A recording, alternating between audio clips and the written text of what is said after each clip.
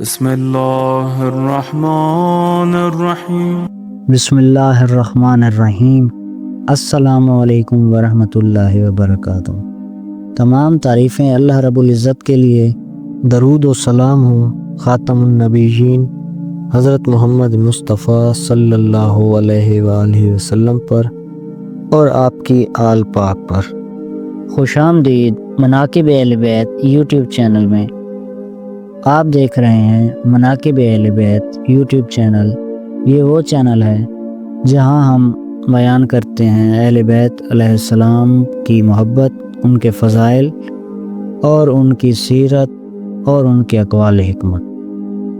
آئیے ناظرین ہمارے ساتھ اس سفر میں شامل ہوں تاکہ ہم سب مل کر اپنے دلوں کو اہل بیت علیہ السلام کی نورانی تعلیمات سے منور کر سکیں، اپنی زندگیوں کو ان کے راستے پر استوار کریں اور حقیقی سکون اور کامیابی حاصل کریں۔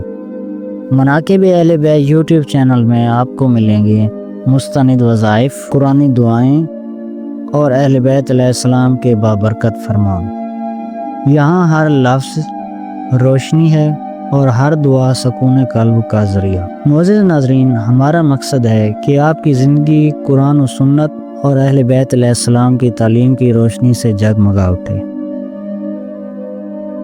یاد رکھیں، دعا مومن کا ہتھیار ہے اور ذکر سکون دل کا راز۔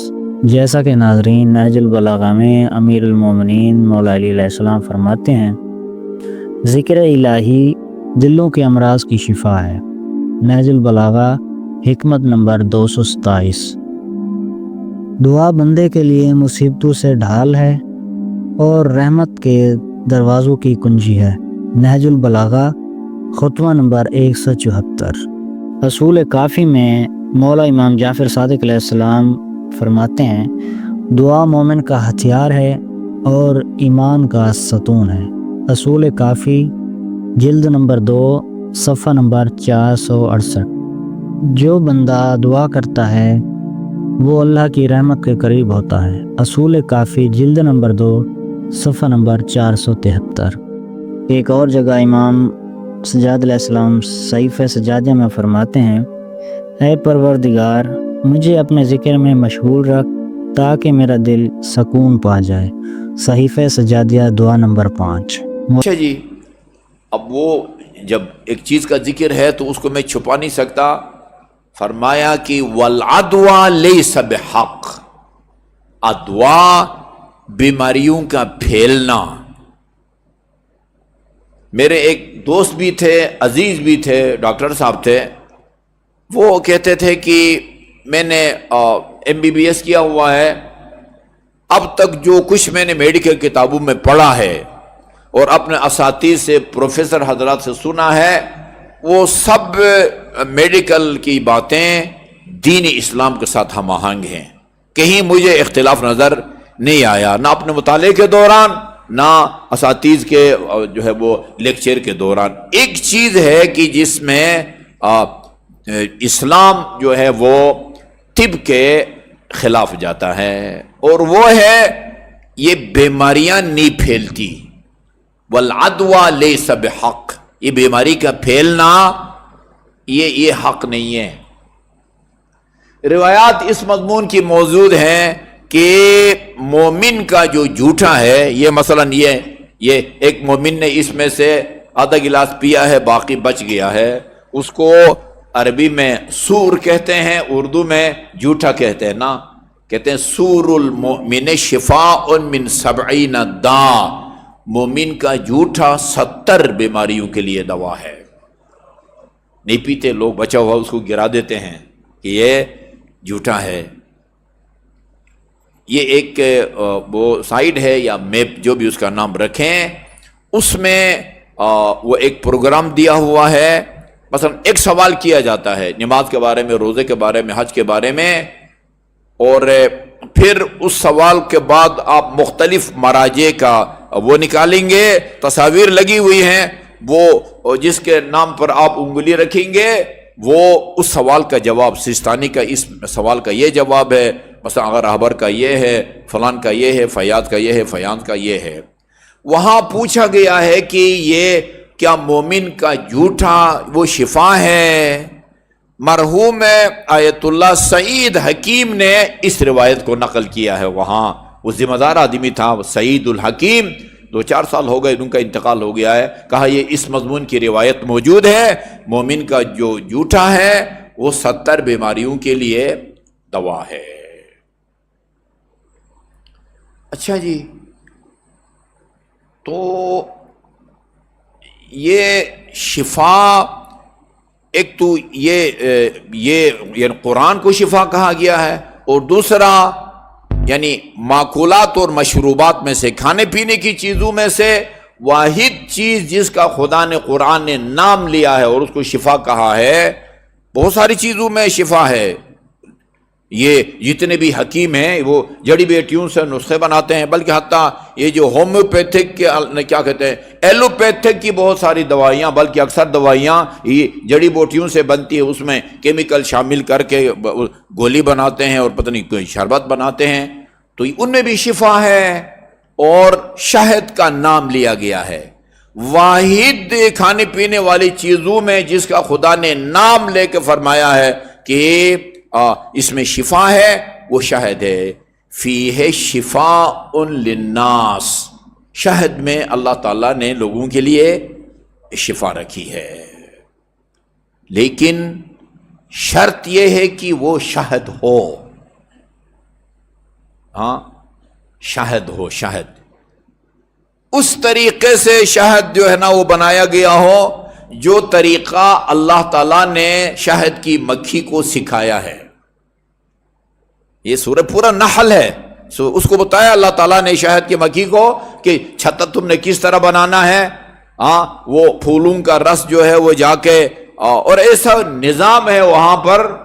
وہ کہتے ہیں کہ وہ ایک چھتا ہے نا، چھتا کی گیٹ پر وہ ایک بہت صحت مند قسم کے وہ شہد کی مکھی کو بٹھا دیا جاتا ہے، اس کا نام یاسوب ہے. اس کو پتہ چلتا ہے کہ اگر ان شہد کی مکھیوں میں سے کوئی شہد کی مکھی گندی جگہ بیٹھ کے آئے اور چھتہ میں داخل ہونے کی کوشش کرے، گیٹ پہ کھڑے ہو کے اس کا سر قلم کر دیتی ہے.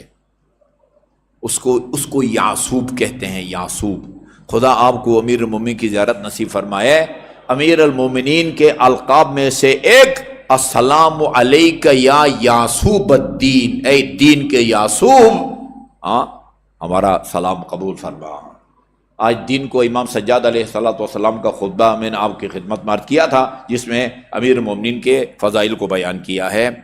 اس طریقے سے اگر شہد حاصل کریں جو طریقہ اللہ نے بتایا ہوا ہے، فیہ شفا، اس میں شفا ہے.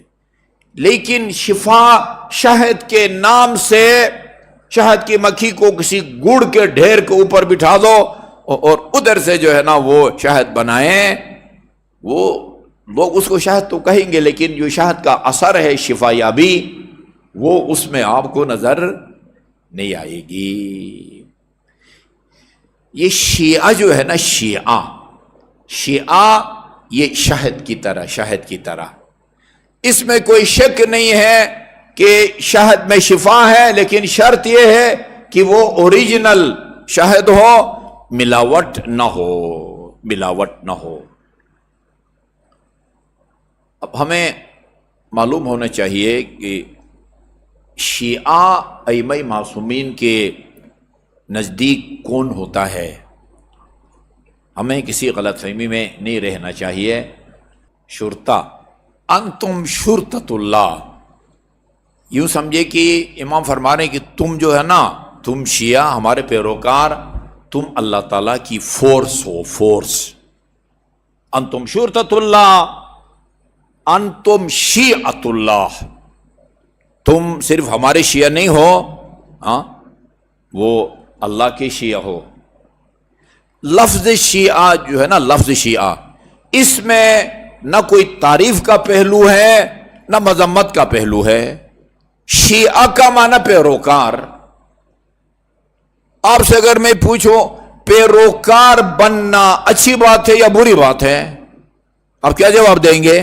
آپ بتائیں، پیروکار بننا اچھی بات ہے یا بری بات ہے؟ اچھی بات ہے. جس کا مرضی پیروکار بنو. آپ کہیں یہ دیکھا جائے گا، ڈیپینڈ کرتا ہے کہ پیروکار کس کا ہے. اللہ کا ائمہ معصومین کا پیروکار ہے، یہ پسندیدہ ہے، قابل تعریف ہے. شیطان کا پیروکار ہے، ائمہ اہل بیت کے مخالفین کا پیروکار ہے، وہ قابل مذمت ہیں. یقیناً آپ کو پتا ہے، کم از کم میں آپ کو کئی دفعہ سنا چکا ہوں، لشکر عمر سعد کے سامنے کھڑے ہو کے امام حسین نے لشکر عمر سعد سے خطاب کر کے فرمایا تھا، یا شیعت آل ابی سفیان. جس طرح کہتے ہیں یا شیعت امیر المومنین، یا شیعت علی ابن ابی طالب، اے علی کے شیعو. اسی طرح لشکر عمر سعد سے فرمایا یا شیعت آل ابی سفیان، اے آل ابی سفیان کے شیعو. یزید کا لشکر تھا نا، یزید کون تھا؟ ابو سفیان کا پوتا تھا. اے آل ابو سفیان کے شیعو، یعنی آل ابی سفیان کے پیروکاروں.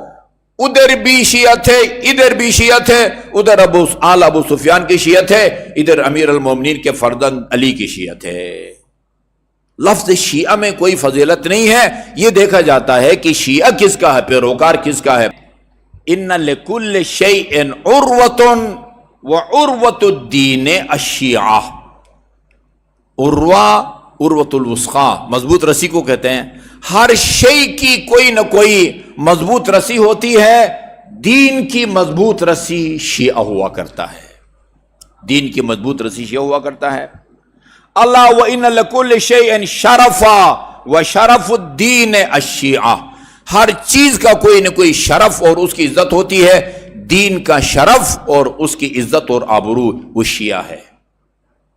اچھا جی، اب عجیب لگے گی یہ باتیں، لیکن جب ہم شیعوں کی تعریف پڑھیں گے پھر یہ تعجب جاتا رہے گا، یہ ختم ہو جائے گا.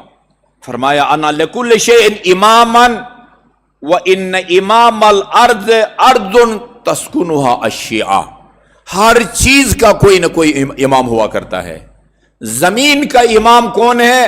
زمین کا امام زمین کا وہ ٹکڑا ہے جس کو اوپر شیعہ بستا ہو. جس زمین کے ٹکڑے پر شیعہ بستا ہے وہ دنیا بھر کے زمین کے ٹکڑوں کے لیے وہ امام کی حیثیت رکھتا ہے. اللہ وَإِنَّ لِكُلِّ شَيْءٍ شَهْوَةٌ وَإِنَّ شَهْوَةَ الدُّنْيَا لَسَقْطَةُ شُبْيَةٍ. ہر شے کی کوئی نہ کوئی خواہش ہوا کرتی ہے.